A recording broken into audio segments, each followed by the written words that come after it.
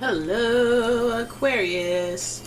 It's umomgtarot, and this is your love and relationships tarot card reading.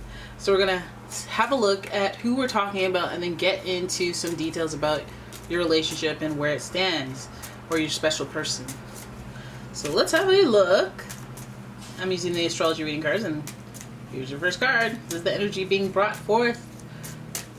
Boom, it's coming from Taurus, baby. Aquarius, you got Taurus energy.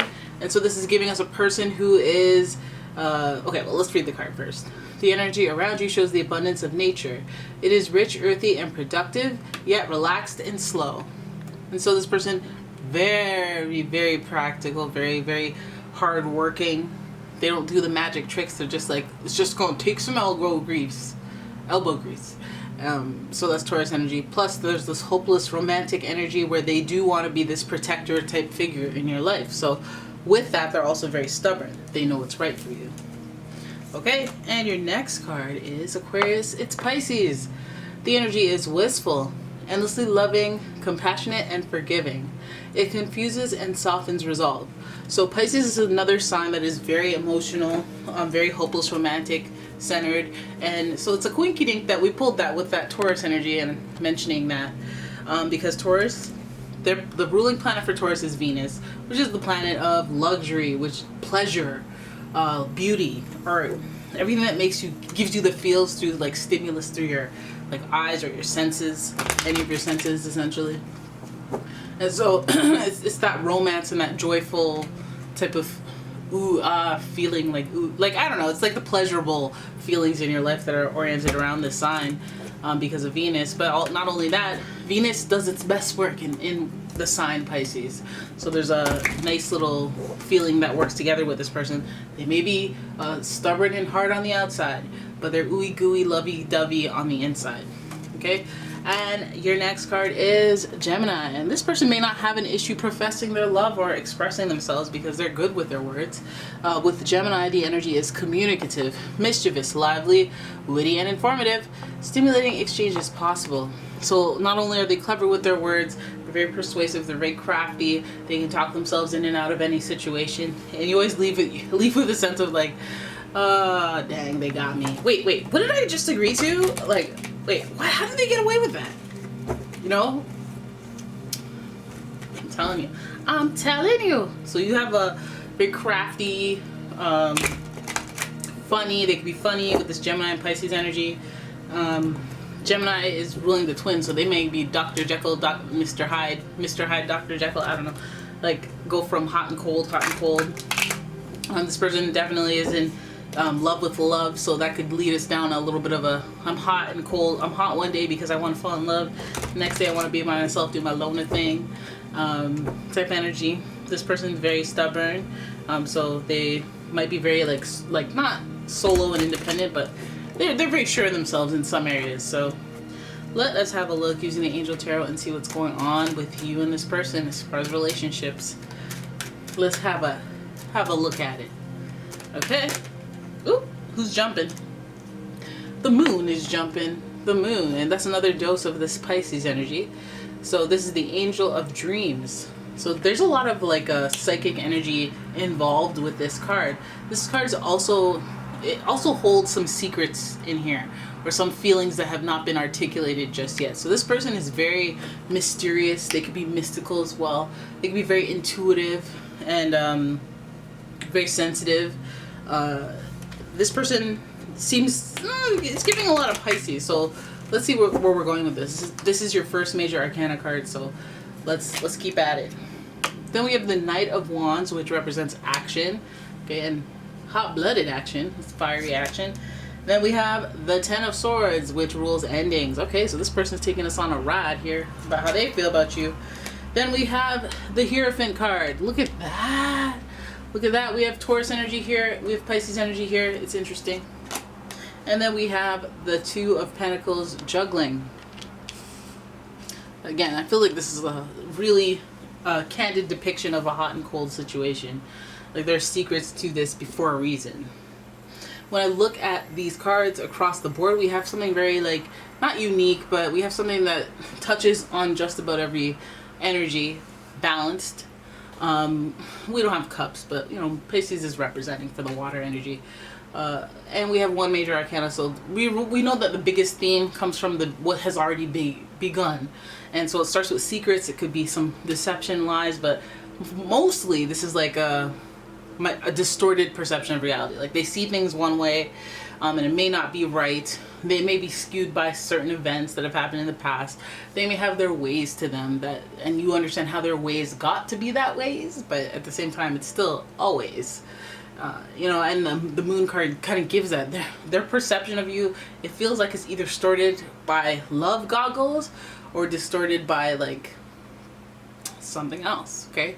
Because their actions here are Knight of Wands type actions. So it gives me like this impulsive energy where they're very like, they're very like, one day I love you, one day I'm mad at you, one day I'm like, it's a hot, when we're running hot, what are we doing? We're getting mad, right? Or we're getting steamy and passionate.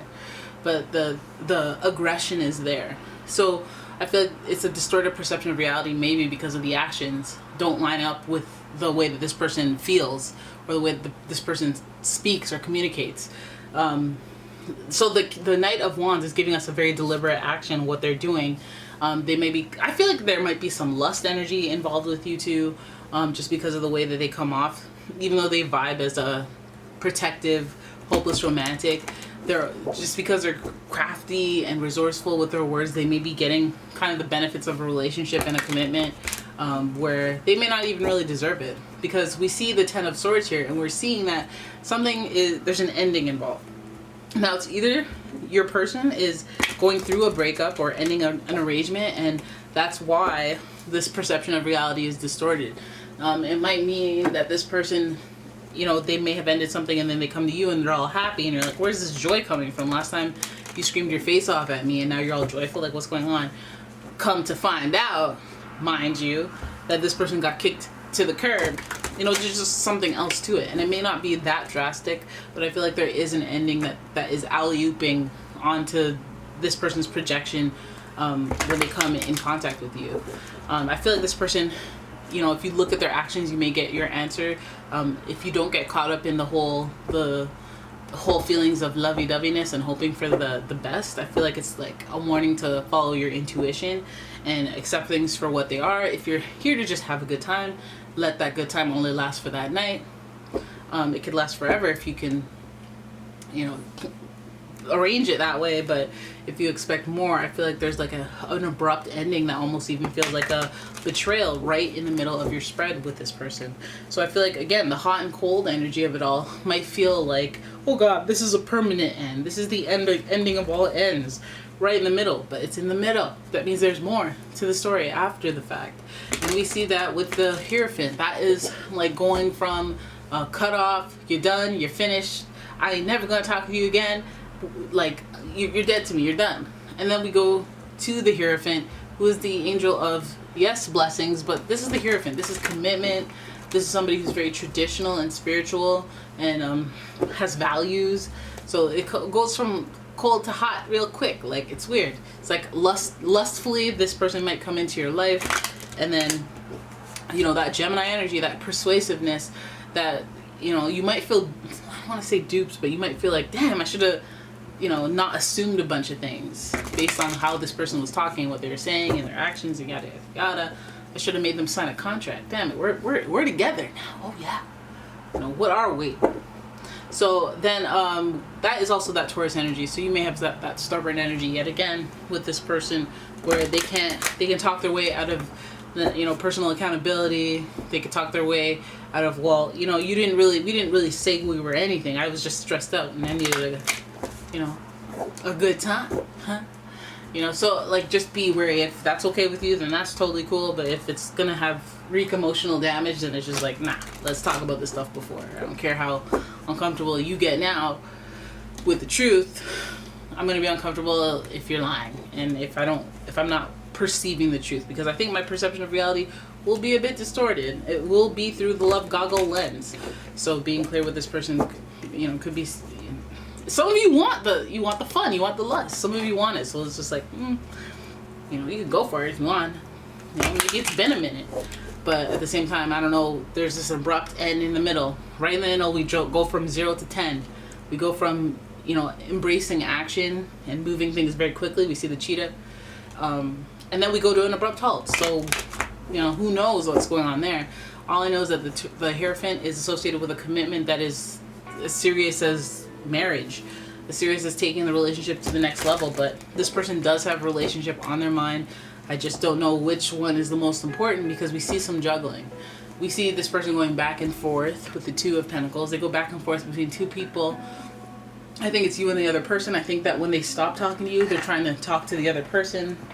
And some of you guys don't like to be competition. Some of you guys understand competition and are like, I get it. You know, they're not my number one pick either.